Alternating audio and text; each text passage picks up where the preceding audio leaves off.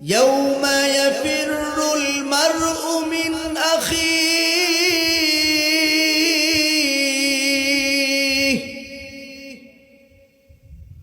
আপন ভাই নিজের থেকে পালিয়ে যাবে, আপন বোন ভাইকে দেখে পালিয়ে যাবে, প্রিয়তমা স্ত্রী যাকে আপনি জীবনের চাইতে বেশি ভালোবাসেন সেই স্ত্রীটাও আপনাকে দেখে পলায়ন করবে।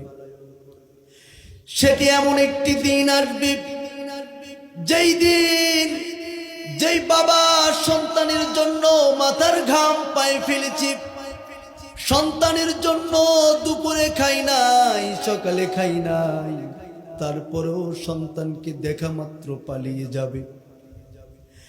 এত ভালোবেসেছে আমাদের গর্ভধারিণী মা, 10 মাস আমাদেরকে গর্ভধারণ করেছেন, তারপরেও মা সন্তানকে দেখে পালিয়ে যাবে।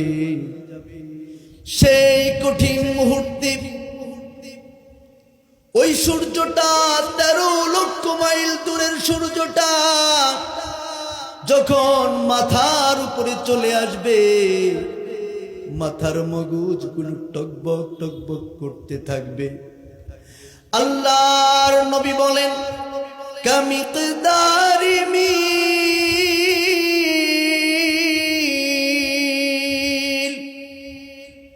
মাথার মগজগুলো টকবক টকবক করতে থাকবে,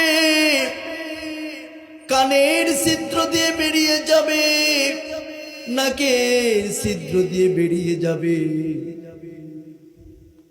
কলিজাগুলো নাড়ি ভুঁড়িগুলো গলে গলে পিছনের রাস্তা দিয়ে বেরিয়ে যাবে। সেদিন একটা দিন হবে 50,000 বছরের চাইতেও বড়। আল্লাহ পাক রব্বুল আলামিন ইরশাদ করেন কালফি সানাতিম মা তাউদ্দুন।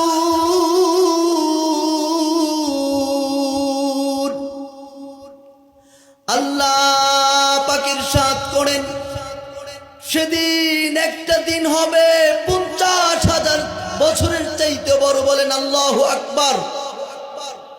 সেই দিনটাতে যখন কেউ কারো পরিচয় দিবে না, সবাই যখন আপনাকে পর করবে, যেদিকে তাকাবেন সেদিকে সবাই শুধু ইয়া নাফসি ইয়া নাফসি করতে থাকবে। স্বয়ং নবী রাসূলুল্লাহ পর্যন্ত ইয়া নাফসি করতে থাকবে। সেই কঠিন মুহূর্তে যেই বান্দাগুলো দুনিয়ার জমিনে সুখে দুঃখে বিপদে মুসিবতে সব সময় আল্লাহ পাকের শুকরিয়া আদায় করবে, সেই বান্দাগুলোকে যিনি টেনে টেনে খুঁজে খুঁজে বের করে জান্নাতের প্রথম কাতারে হাজির করে দিবেন তিনি কে? আল্লাহর নবী বলেন আউয়ালু মা ইউদআ ফিল জান্নাহ। আল্লাহু আকবার। সেদিন আমার আল্লাহ শুকর গুজার বান্দাদেরকে দেখে দেখে খুঁজে খুঁজে বের করে হাসরের ময়দানের এক প্রান্ত থেকে আরেক প্রান্ত থেকে খুঁজে খুঁজে বের করে জান্নাতের প্রথম কাতারে যিনি শামিল করে দিবেন তিনি কে? তাহলে সব সময় শুকরিয়া করবেন কার শুকরিয়া আদায় করবেন? এখন বুঝে শুনে একটা বার শুকরিয়া আদায় করেন, বলেন আলহামদুলিল্লাহ। আরো জোরে বলেন আলহামদুলিল্লাহ। আমি বাসা থেকে নিয়ত করে এসেছি, আমার প্রিয় ভাইয়েরা কর্তৃপক্ষ অনেক কষ্ট করে অ্যারেঞ্জ করেছেন, কথা বলেন ঠিক কিনা? অনেক কষ্ট করে মাহফিল অ্যারেঞ্জ করেছেন। আমি গাড়িতে আসছিলাম, আমাকে না হলেও 15 বারের উপরে আমাকে ফোন দেওয়া হয়েছে। আলহামদুলিল্লাহ বলেন।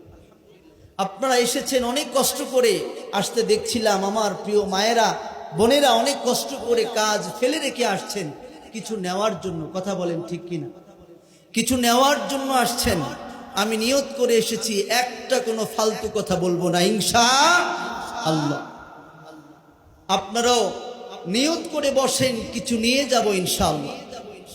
কারণ বোতল আর কাকের মুখ যদি এক জায়গায় না থাকে, কিয়ামত পর্যন্ত তেল ঢাললে কি তেল বোতল ভরবে কখনো বাবা? কথা বলতে হবে, ভরবে কি কখনো? কখনো ভরবে না। এই জন্য প্লিজ দয়া করে মেহেরবানি করে কেউ কোনো দিকে নজর করবেন না, সবাই আমার দিকে, আমি আপনার দিকে।